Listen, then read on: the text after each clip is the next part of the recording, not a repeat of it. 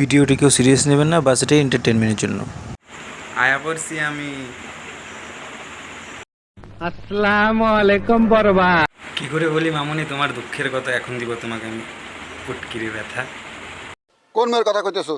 Guys বলো তো এইটা কি? এইটা হলো চন্দন কাঠ। আমার বাবা সুন্দরবন গেছিল, সুন্দরবন থেকে এই চন্দন কাঠটা এনেছে। এই চন্দন কাঠটা আমরা বিক্রি করে গাইস কোটিপতি হয়ে যাবো, কোটিপতি।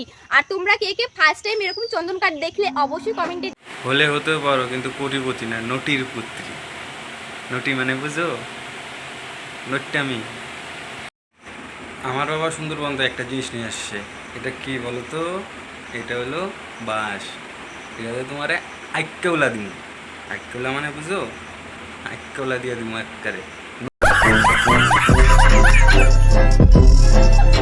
হ্যালো গাইস, এই দেখো বিচি বাজার থেকে আজকে বিচি কিনে এনেছে। আমাদের এখানে এগুলোকে বিচি বলে, তোমাদের এখানে এগুলোকে কি বলে কমেন্টে জানাবে। আজ আমরা বিচি খাবো সবাই মিলে। আমার তো বিচি খেতে সেই লাগে, তো তোমাদের কার কার বিচি খেতে ভালো লাগে আমার মতো কমেন্টে জানাও। Bye bye. এটাও সম্ভব?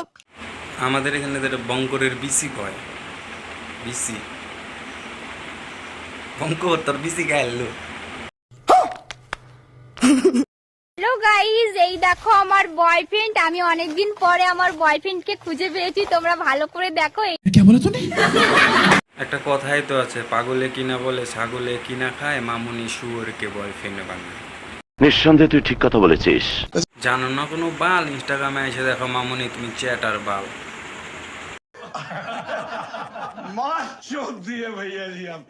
চুদ গই।